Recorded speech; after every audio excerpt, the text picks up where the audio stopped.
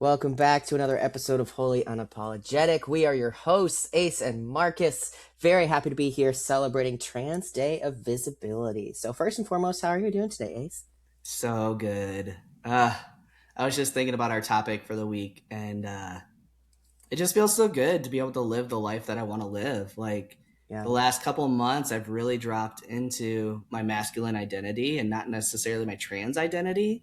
Mm, And there's a lot of people that I'm playing stealth with. And so I've been playing with that a little bit, going to local bars, bellying up to the bar, and sitting next to guys and having the manly conversations. And then it was interesting the other day. I was around a mega person at the bar, and I totally treated it as a normal conversation. And then at the very end, I was like, well, how does it feel to have an hour long conversation with a trans man? And their jaw hmm hit the floor and I they had no clue. It's bet so they didn't funny. even believe it because they always think it's just generally speaking that they can tell or whatever. Yeah. So Yeah. that's awesome. That's a great like acting exercise or improv exercise. That's very brave of you too. But I feel it's like I think because trans people are expected to be activists all the goddamn time Yeah. that there's this idea that when we're stealth we can kind of slip in a little better. Hmm. So I think that's important too. But yeah, so we have this Trans Day of Visibility where we celebrate our joy. We are out. We're gonna have a lot of people posting. I love it. I follow like a gazillion trans people, but there is kind of that comparison to Trans Day of Remembrance, which was more about mourning the lost, especially trans women of color that have been murdered and things of that nature. So, but finding that balance between, of course, we need to mourn how victimized our community is still, and also I think the intersectionality of that and the different levels of privilege that we have as trans men, but to still have some days where we can celebrate. I think that's really important too, and not just always being in activism mode, always being we got to fix the world, because the reality is that the world is terrifying right now, and it's terrifying for everyone. It's especially in a lot of ways terrifying for trans people. Not that I want to compare my situation to people that are like in active war zones by any means, but yeah, it seems hard to allow ourselves a day of visibility where we can be like, I love this, but I think it's extremely important to have that. Yeah, and it feels so dangerous right now to be visible, right? I think that's part of the reason why I've been trying the stealth mode for the last few months. Is like I'm just so sick of like running into people and feeling like I have to be on guard and I have to, Yeah, have my wits about me 24/7. It's just, yeah. it's a hard time right now to be visible as a trans person. So I totally hear you in that tension that we're feeling on a consistent basis. Yeah, and because it's not just that, like, I could literally be in danger with this person, but the kind of annoying side of, like I said, the activism where you could just be asked any questions on behalf of Yep. all trans people. Like, you have to always be doing this work for other people that are like, oh, like even the nice ones that are just trying to learn are Yeah. expecting you to do that labor for them. And we've certainly seen that across other areas and demographics too. But yeah, I think like with my own healing journey, I've been able to make a lot of progress because, and we talked about this last time, looking into the darkness, right? Hmm. Looking into those difficult spaces, acknowledging where you've been hurt. I want to read a quote really quick from one of our past guests that I love, Devin Atticus. He said, my healing journey has me accepting that I have a mixture of feminine rage, queer rage, Christian indoctrination rage, emotional neglect rage, disability rage, and working class rage. And that's all true. I think for me, I tend to talk about it in terms of all those things, but just like shame around them. And part of me just like almost doesn't even want to say that word anymore. Like if I want to live like a life without shame, then I want to start saying, I want to live a life of joy and self Mm. love and self acceptance versus always having to be kind of like, okay, what's the bad memory I need to process today? And like that's all important too. But I feel like that's what I kind of wanted to riff on a little bit because Yeah. we also have to find time for joy and just being like, I'm gonna go to the movies because I want to versus like gotta do more trans work, just existing in the world. They gotta have some fun too.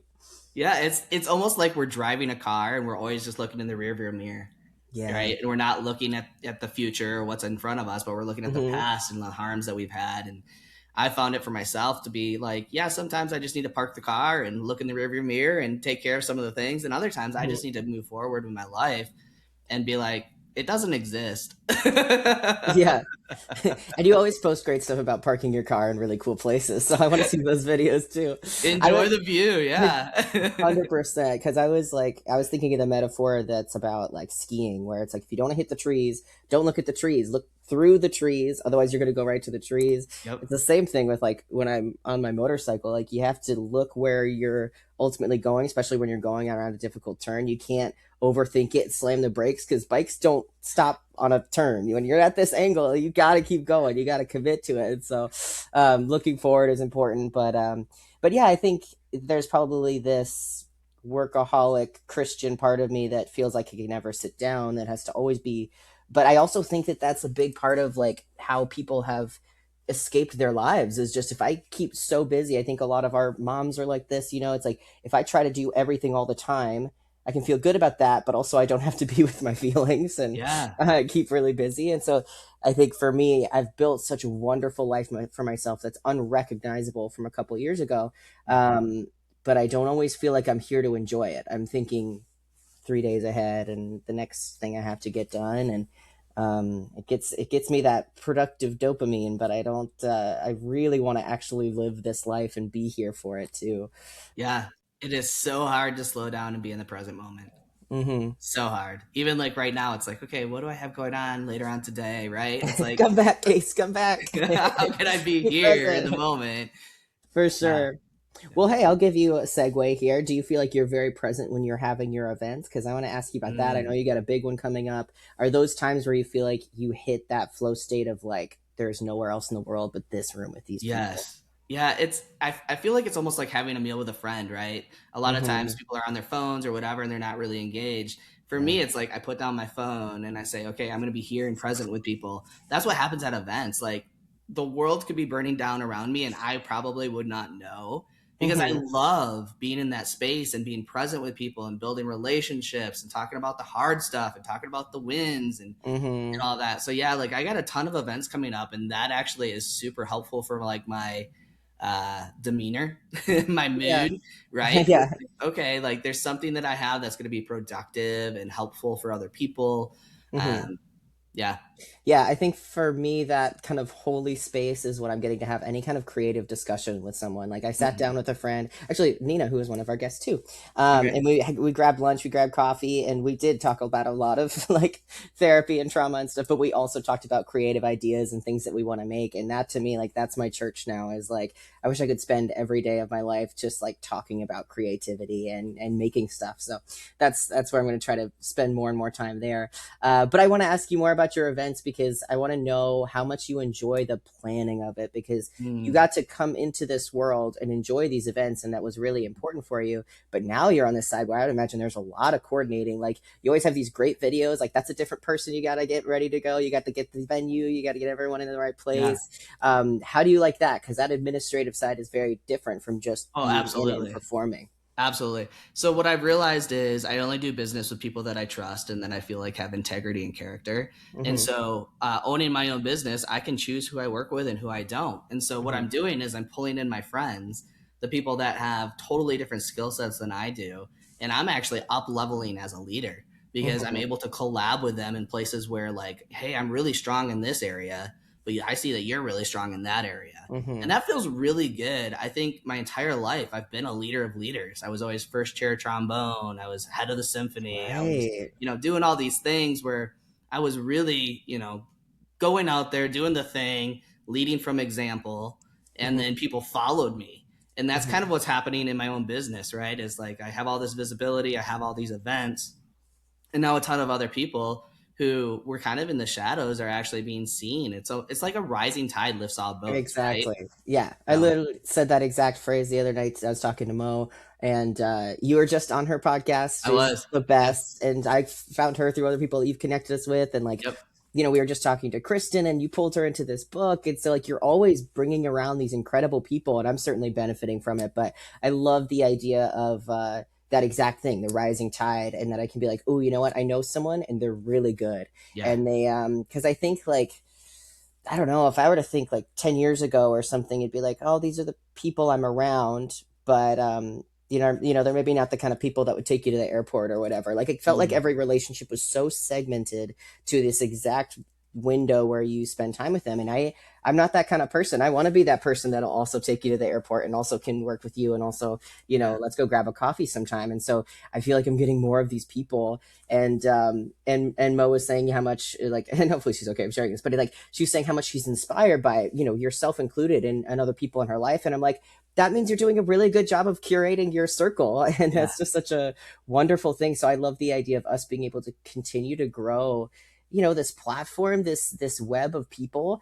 so that when I know somebody that needs something, you can help me find. And I know that's something you've offered before to our guests, but like, it's going to be a very vetted person, because we can't just sit down with anybody for sure. But it's like, I love that idea of the more you're, and it's what they always say, right? The more you're yourself, you're going to attract the right people. And Yeah. also a lot of people are going to fall away, which is hard, but you're going Mhm. to start bringing some really wonderful people into your life, just seemingly by magic, that have this perfect fit. It's a beautiful thing. Yeah, absolutely. And I think a lot of us think of each other, at least in my world, as competitors. Like, oh, this Mm, person is really good at this, so they're a competitor. mm-hmm. I don't want to send people there. The reality is that does me a disservice, and it also does my clients a disservice. Yeah, And so I do think that there are some people out there that I absolutely still see as competitors. And it's yeah, because we're not aligned, we're not in congruence with each other. yeah, And also, I see that there's this big pool of people that is consistently growing, of people that I feel in full integrity and alignment with. And then mm-hmm. it's a collaboration. It's like, okay, Mm-hmm. how can I set you up for success? How can I have your back in rooms that you're not in? And that just feels Exactly. really, really good to me. I think it's all just a growing game, Yeah. right? And if we're in this field. Yeah, and you want to be around people that are doing the work, but also celebrating each other and saying, I see you, and I see Yep. what you're going at, and I can imagine where you're going to be in 5 years." And Yeah. yeah, I love that. I love Yeah, and that. a big piece of this actually for me has been like it's like tuning the radio station and finding Mm-hmm. the right frequency, Mm-hmm. right? There's some people that I hung out with earlier in my journey that no longer align with where I'm going and where I'm headed. And Yeah. so it's like, okay, maybe I need to go to a different radio station. Maybe I need to try something else new. Mm-hmm. And from day to day, I'm just checking in with the frequency that's there, and kind of making those micro adjustments as I go about my day. Yeah, I like that. I mean, there are versions of the metaphor where it's like a rocket ship going into space, and sometimes the pieces fall away. So like that might be a Yeah. little more negative, but it also can really feel like that. Like you think of people that you've left behind in life is like really hard, but it's because you deviated. You chose Mhm. something that was more hopefully in alignment with yourself, and that's absolutely what you have to do to keep growing. So you want to be around people that are doing that work. Like I said, I worry about being someone that just talks the talk, but I think I Mhm. also, my life is evidence that I do a lot of walking as well. Yeah.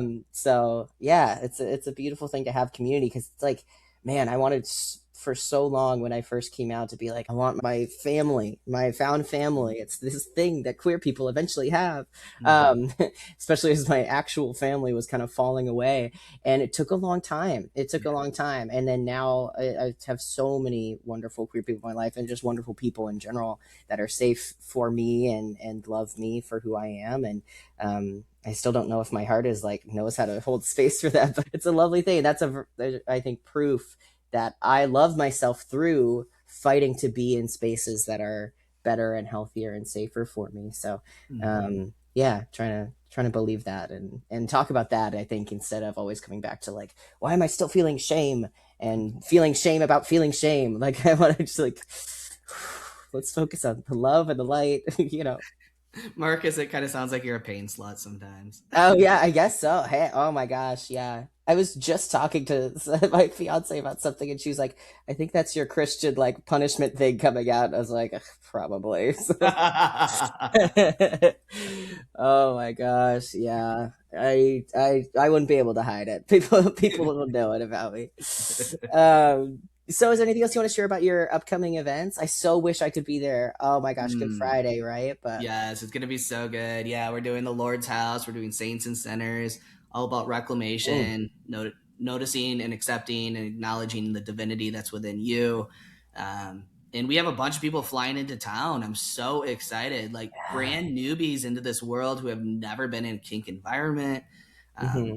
I was just telling them it's a safer, braver space, and your world's going to be rocked. Like you're Yeah. going to be activated, and things are going to come up. And I've got you. You know, we've got a Yeah. team of people that can support you. There's Yeah. no better place, in my opinion, to dive into this. There, you know, there's a lot of places you can go that there's no professionals that can really hold that space. They're not really Yeah. trained or equipped to do that. This is a space where there's probably close to 100 people, I think maybe 80, Hmm. that are certified and trained and trauma skilled, not just trauma aware. Yeah. So I'm really excited to drop in with these people and see what transpires. Yeah, that's gonna be amazing. And like Chris said, like you're gonna have safe rooms where people can take a Yep. break. You know, it's not like it has to be like this is gonna be this. I mean, I think of like old Christian events we'd go to where it's like this is gonna change your life, and it's like be all here right now and give yourself to God. You know, it's like and there's definitely a high that comes with the energy and a space for that. But like Yeah. that's it's not just about the highs. Like you have to feel safe and comfortable. So, Well, I used to yeah. run a bunch of those Christian events, and what would happen is we'd try to tire people out, try to get them hungry, try to Oh get them to this place where like, gosh. oh, I just need, I need XYZ. And then once they're in that place of desperation, then that's when you do the altar call. And it's like, Yeah. it's And I wild to start just me. crying. Yeah. I one of my favorite jokes, and it's for a guest I hope we have on someday, but it's like this idea of like it's not the Holy Spirit, it's just a key change. Like that kind of I'm really interested in that kind of theory of the stuff that can feel like a religious experience and the people Yep. that know how to weaponize it and also just the, the innocent forms that can help life feel holy, even for those of us that don't necessarily find that in church. And of course, we don't judge people that are still in church, but it's not for us. Not for me. Not for me. I saw one of my favorite comments we've ever gotten on a YouTube video, and I'm sorry this is a negative one, but it was like, I hope you find your way back to God. And I'm just like, girl, between the two of us, we've had more time in God's house than you have. Like, I assure you, we're not coming back. I always love saying you don't have to pray for my soul. I'm good. Yeah, I'm good. Thank you so much. Oh my gosh. I have a question for you. Okay. If you're open to it, we can always cut this if it doesn't feel Mhm. good to you. But what's going on in your trans journey? I know that you were looking into like name changes, passports, medical Yes. stuff. Like, you got any updates for us? For sure. So my name is legally changed. It's just now changing it everywhere, which is a huge pain. But it's really nice to like have a driver's license with my name on it. I even got my birth certificate changed, which was kind of a nice win because my dad wouldn't send me mine, so I had to order my original one, get it changed, all this paperwork and stuff. But that's done. So then I Did went you take on. a picture of the new one and send it to your dad?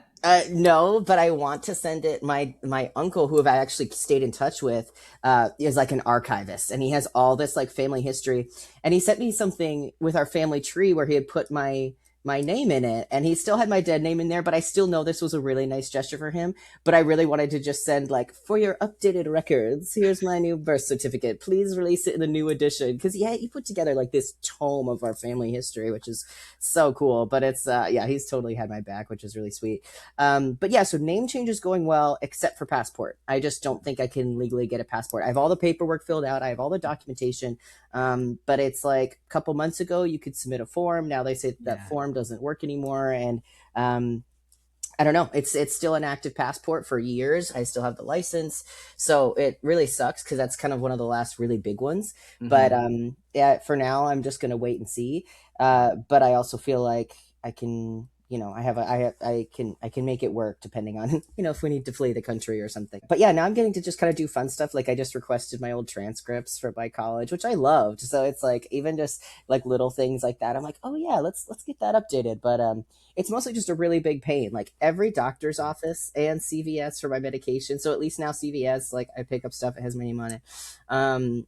It takes a long time. And then, for all the different places that I work, and because I was in an accident, all the insurances and all the stuff like Right. that. So it's a real pain. I wish it was just like a one and done thing, but it's like first you get the court order and you wait, and then you get the social security office and then you wait, and then you go to the DMV and then you wait, and then you can start checking off these other things.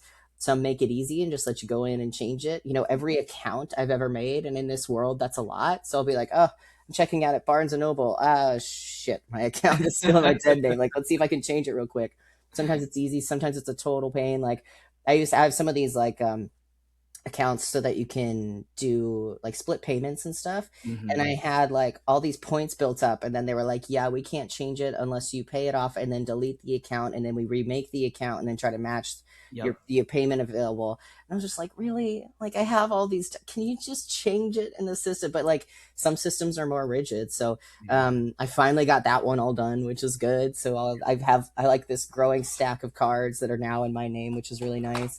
um because yeah, it's been a lot. So name change stuff is still going well. I was gonna say, like, when I was on vacation, it was really nice because I was able to show, because it was just a cruise, so you're not Mm. technically really leaving the country, but you're also definitely leaving the country. So having my passport, no, sorry, having my birth certificate and my license was like, I don't even have to have anyone know that I was ever named anything else, Nice. Yeah. which is like those little things where it's like, okay, like even just getting it changed at work was really nice. So when I punch in for the day, there's my name, stuff like that. But in terms of other stuff, a big exciting thing is that now that I'm full time at work, I'm signed up for new insurance. So top surgery is absolutely the best and biggest next thing. So I have to, like a classic doctor, I won't get an appointment until May, but Mm. hopefully then I could just be like, this is the only thing I want.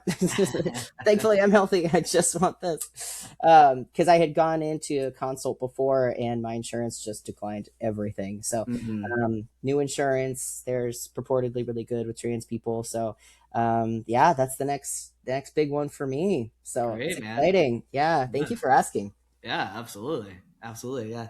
It's funny with the whole name change thing because, like, my credit cards, I still don't have changed over. And Mm, I went to a restaurant the other day and I just said, yeah, that's my partner. Like, I just don't even want to deal with it yeah. anymore. Of like, it's just what it is, what it is. Yeah, my fiance likes to say like, "Oh, that's your rich aunt," because I used to like, any kind of financial stuff is sometimes not changed over yet. She's like, "Oh, so I'm gonna send this to your rich aunt account." And I'm like, so it's a fun way to think about it, I guess. Well, and the nice thing for us is that we live in blue states, so it's not, Yeah, the hardest things. It's really hard for people who are in other places. right. I just would not have a license if I was in Kansas or Right. whatever else it might be. Lifetime prison if you go into a bathroom. I don't have to have that fear around here, which is so good. But gosh, yeah, scary times. But I was gonna say, like, I'm a fan of researching all things Western, and so it's just like cool seeing, like, man, Denver is such a historic city. There's a lot of amazing queer history. I was googling something the other day, the name of someone, and one of our guests, Fawn, who Yeah. yeah, they had their website pop up about this person. I was like, oh my gosh, they're in my history, and I know this person. Um, I don't think I actually met them. I think I edited the episode where you talked to them, so I feel like I met them. Yeah. I spent a lot of time with them that way. But yeah, I mean, where you're at has some really really cool history and Yeah. queer history, and certainly me in LA and up north too and south. So yeah, we Yep. live in some some blue and rainbow places, which is nice. Yeah. Yeah.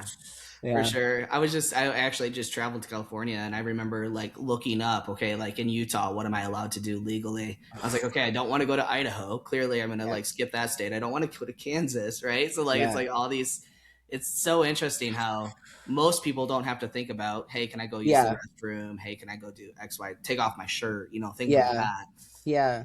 Oh, can't wait to be Now, able to take off my shirt somewhere. But that is a crime in some states if yeah, you're I know. trans. And yeah, Yep. it's just insane. I just wonder, like, if my family sees all this news because you can't avoid. It's not just like our algorithm showing us the trans hate. Everyone's got to be seeing this all the time because it's such a big part of the rights platform. I just wonder if Yep. they see that and what they even think of like Yeah. knowing they've got a family member out there. Like they can't pretend that this is so far away from them, or I Hmm. don't know. I Yeah, don't I know. have the same thoughts. I mean, I had an entire therapy session around that. Like, can my family see me? Can they acknowledge the fact that like I'm being hunted down in the Yeah. United States, basically, and Yeah. there's no communication. There's no, hey, how are you doing? How can we support you? What can we do for you? It's Right. literally like I'm a lone wolf, and all right, like that's the reality now. Yeah, same here. It's really it sucks. It just really sucks. Yeah. Because like I mean I like to joke where I'm like, you guys should know better than anyone that this is not a surprise. But at the same time, yeah, it's either I mean I have a lot of my family I've blocked for my own safety, but there's still the ones where I'm just like, crickets. Did they I mean Hmm. but I think I don't know, some people also kind of hide behind like, well, I don't want to say the wrong thing and like Right. And to be fair, like the people that I used to do life with don't understand it. They yeah. have no context, they have no education around it, and so I can see how it could be awkward or intimidating to start the Yeah. conversation. Yeah, I do have I might have already told this story, so I'll cut it if, if you remember it. But I had someone from church that was telling me, like, yeah, no one like your parents just don't acknowledge it, but a lot of us know because I'm very active on like Facebook and Instagram. Mhm. And then so she said that she went in and asked my dad of like, so you've been seeing Mark's beard? It's coming in. Like you should give him some beard tips. 'Cause my dad always had a big Jesus beard. So I was like, good for you. Make these people uncomfortable. Thank you. I love that. I thought that was so great. It was just like and then she's like, Yeah. "Oh, he said he reached out to you." I was like, "Oh, he can't text me anymore." But that's very sweet of you to try and say that. Like it's good news for me. But no, thank you. Anyways, we have amazing people in our lives. You know something? I've been following this amazing writer, Dr. Sherry Campbell. I read some of her books. A lot of it's like surviving emotionally terrible families. One of Mhm. those long titles, and she talks about these low effort families, and it's like when you come from a low effort family, it's just what it sounds like. But one of the things is like when you leave and you find better people that are more supportive, more kind, like more emotionally available, that's a big threat to them. They don't like Mhm. that. Like it's not, it seems like they should just be happy that you found great people. But that was a big thing. Like the last time I saw my family was like, it seems like you're just like around some people that are being a bad influence. And I'm just like, what are you trying to say there? And so I think that that is a really big fit for like, they're threatened by people that provide more, yeah, just more like emotional availability and support than they're ever willing Yeah. to give or try to put in the effort for. So Right. um Yeah. yeah. I just recently blocked an acquaintance Yeah. that that consistently was sending me messages like, "Hey, I'm worried about your safety," and I'm like, "Why? Like, I'm Yeah. an adult, a voice and choice, Yeah. like." And so, and then I had to ask them, like, "Hey, I put up some boundaries, like, hey, please don't talk to me about X, Y, Z." Yeah. And every time they communicated with me, like they broke the boundary, and I'm like, Yeah. "Well, you just That's lost it. your access." Yeah, for sure. Because in a way, like a real friend could say, like, "Yeah, I'm worried about your safety," but there's a way that that can be only just patronizing and kind of like, Exactly. "Can you stop?" Because I'm uncomfortable thinking about it now, which I think is more where that's coming from. Yeah. But yeah, with all the problems in the world and with how scary it is, we are remembering to celebrate and show our joy. I think that's another thing too. Is like I think I'm very because of shame and because of family. Like I've tried to be very open about things I've struggled with Hmm. and to talk about that very openly. But I also think I need to do a better job of like I'm really happy and I love my life and focus on that stuff too instead of just being like because I think the people that are doing the most work will admit where they've had mental struggles or whatever, or addiction struggles or whatever it might be. That doesn't mean we're the only ones that have those. We've just done the work to know that people have those kinds of things. So Yeah. I want to find that balance too because I want to post about celebrating my transness and how wonderful it is, and I think I do that too. But I think I also feel like, oh, if I get in front of this and talk about the fact that I was having a really hard week, that'll make it okay or whatever. And that Hmm. might just be like their voices coming through me now, you know? Yeah. So I want to be more visible and also celebrate. We of course have, like I said, like our days of remembrance, which are so important. But we want to be visible in trans choice resistance. So that one too. Yeah. Let's talk about it though, quick a second. Like the very first time that you got your tea prescription and you Mm. took tea for the very first time, what did that feel like for you? Just incredible. I just remember envying for so long seeing that picture that people would have of like, got my tea vial. And it just never, I followed so many trans guys and still didn't put it together. It just was like, that must be nice. Like they're actually getting to live a life. Like I just felt like I'm going through the motions and the tracks that I was already on. So it's like they can get off the train and they can just start walking somewhere else, you know? Talk about stopping the car and looking around at the Yep. view. But it was incredible, and I had a friend that helped me out with it because I was able to get the tea prescription, but not the like the other supplies for it. So he showed me how to do it all, and Hmm. now I love looking back because like even though I wish my voice were deeper, like we were talking before about like I get misgendered on the phone a lot, so like drop it down. I still my voice was so much higher back then, and it's so cute to see. But I still had to be like I just think that person was so brave that was like, this is still the direction I want to go. And I believe in it, even if only two people also believe in me. I Mm, feel like I'm saying like there could be 100 in the room, people in the room and 99 don't believe in you. Just takes one. But really it's, man, it can make such a difference in a trans person's life to really just have one person. And I think I know I'm going a little bit off from your question, but like I've gotten messages from people from all over my life being like, "Can you send me that episode? I want to send it to some kids that I teach," or they've been so inspired by this, and that's just like invaluable. I think this is such therapy. I don't know, speak for you, but I think there's a lot of therapy in this, and we're getting just highlight really cool, wonderful people. But Mhm. I haven't even really thought like I haven't stressed about getting all those views and things. I don't want to like have that like push what we're doing here. But it's good to like remember like people actually listen to this, and if it just helps one kid, you know. But Yeah. but yeah, no, getting on T was incredible. I had a lot of health issues reproductively, from Mhm. being a victim and from having to, you know, a lot of other things. So there was an enormous amount of trauma around my body for my menstrual cycle. So just having that go away after a couple months was like, I almost forget how much of a godsend that was. Used a lot of euphoria around being able to grow facial hair, the voice change, things like that. So top story is going to be a huge win just because I don't really like binding, but I also feel deeply insecure. So I walk around like this a lot. So you Yeah. don't kind of, um, Yeah. but, uh, but yeah, it was incredible. And it's like, once we've talked about this too, but like once the things were in motion, it happened all very quickly, you know? Mhm. So how about for you? Yeah. Oh man, for me, I remember telling a few people about my journey, people that I thought I could trust, um, and them saying, "Oh, you're going about this too fast, and the Yeah. changes are permanent." And so I had a lot of these That thoughts one. as I started T of like this. I think this is the right direction, and also like really questioning like, is it the right direction, Hmm. right? And so the first time I took T, I was super nervous because I was like, man. Like there's no going back, and what if people don't like me anymore? What if people don't want to be with me? What if I can't find a partner? What if I'm not, sexually attractive? Because I was incredibly active and I was getting what Yeah. I wanted. And I was like, Yeah. oh my goodness, like what's going to happen? And the more that I leaned into my journey and I started taking more tea and becoming more masculine, it just was like my body was in alignment with my brain. Yeah. And there was something more attractive to other people. So I was actually pulling in and magnetizing the right people, Hmm. versus what I was getting before, which was like this incongruence of like I was a fetish or they were attracted to certain aspects of me, but they didn't like this. They didn't like that I didn't shave my legs anymore. Like things like that, where it's like, Oh, that was a nice one. ah. But yeah, I mean that's what makes you such a great relationship coach too. Hopefully you're okay with me using that particular word, just even though Yep. it's oversimplifying. But it's that you want to attract the right person for you, and you want to be yourself in that relationship. What a crazy Yeah. idea!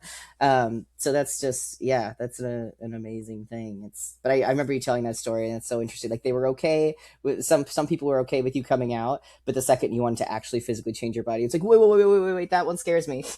Don't do that. But that Yeah. makes all the difference. Like I pass most of the time now, and it's Hmm. just unreal. And I have a partner who completely sees me for not only who I am, but who I want to be, and loves and supports me for that. And it's just like, it's crazy. I wish like cis people could understand that for most of our lives we didn't see ourselves in the mirror. Like I just didn't feel like my body was mine. My body was for whatever man was supposed to find me attractive. And so I had to Hmm. be skinny for that reason, or because I would be more lovable for other people who are insecure about their weights. Like that's, you know, my life can start when, and like all these different things. And yeah, so even just the first time I got a short haircut, I was like, who's that? That's me. That's amazing. And like I did some photo shoots with this amazing photographer, and I had one idea where I was like, I want to kind of try one where I do like a really girly look and a really masculine look. And just seeing that masculine look, I was like, oh my God, that's me. I've never seen me before, but that's me. Hmm. Um, and part of me feels sad because I know as a kid I would have had times like I was never allowed to dress up as male characters for Right. Halloween and stuff like that. Like there were times when I wanted to, um, and just wasn't really able to. You know, it was kind of yeah, you know, as is the case for a lot of trans kids. And so like I did know from a very very young age. I literally said I wanted to be a boy when I grow up. So like that's like that is canon event. But yeah, now just kidding. And it was so freeing to, even just when I started dressing more masculine, and I would go to the men's section and buy stuff. Like so there's been a lot of stages before I even started medical transition or Hmm. name change stuff. There are a lot of elements of joy and euphoria, Yeah. to celebrate along the way. So I feel like I should like write that all down sometime to see, because it's Mhm. like it's easy to forget how far you come until you watch one of those voice change videos, or you know, see an old picture or something, and you're like, why does that boy have really long hair? No offense, people. I mean, I'm not saying you can't have long hair, but it's like I see myself now, but like in the ways that I was forced to be more feminine, Mhm. and it feels and it looks strange because now I know what I'm most comfortable with. For me personally, again, not Yeah. there's every kind of gender expression that's beautiful, but it wasn't my choice as a kid, you know. Yeah. I think about my journey, and the only disadvantage that I think that I've actually run into is actually using the men's restroom. Mm. It's disgusting.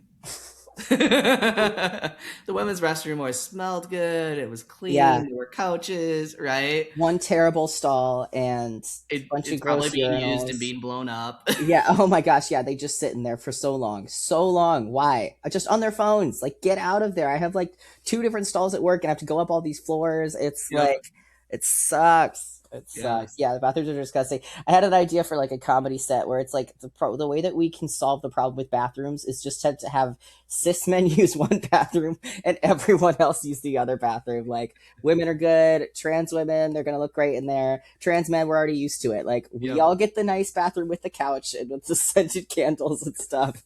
Cis men can have that.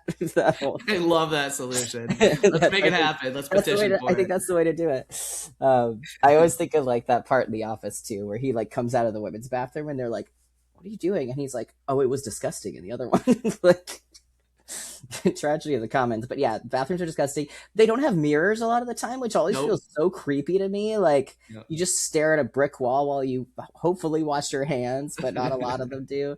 But yeah, not being able to have, yeah, the urinal thing is a bummer. But we make it work.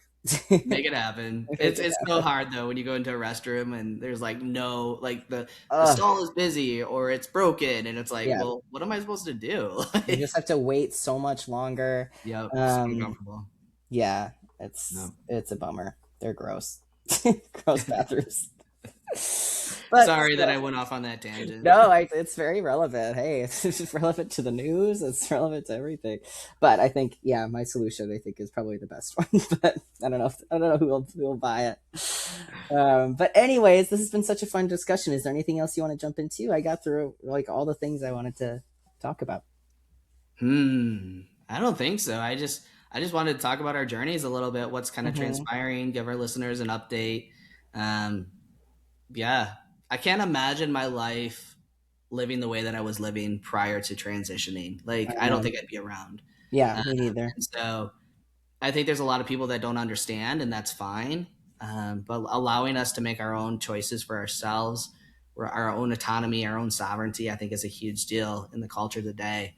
Yeah. So anyone who's listening, if you can have our backs, if you can be speaking for us in rooms that we're not in, greatly appreciate it of Yeah, it. because we're more than just our trans identity. We're all these other things. But that was one comment that we actually did respond to, because you're usually pretty good about like delete it. Like, just don't even give them the time of day. But we actually responded to one, and I think I gave some kind of metaphor about like, okay, so you're a kid, you're cis male. Would you have been okay with having to wear dresses your entire childhood and have to grow your hair out long, or would that have made you uncomfortable? Can you think about that feeling Mhm. of discomfort? And I wasn't this patronizing about it, but I'm just summarizing, you know? And he was like, "Whoa, I never thought of it that way." I think in some ways it's easier when you're a little girl. You're allowed a lot more androgyny than Mhm. the other way. Yep. But yeah, if you could just like attempt the empathetic exercise, I think people can start to understand like, because I'm like, oh, why don't you imagine if you did this to my brother? Like, that would have felt so wrong, and so that's just how I felt my entire childhood. It was wrong and sad and uncomfortable, and Mhm. it didn't have to be that way, which is a shame. But now I have the beautiful life that I have. So let's celebrate our visibility and wish a very happy Trans Day of Visibility to everyone. We'll catch up with everyone on the next episode of Wholly Unapologetic.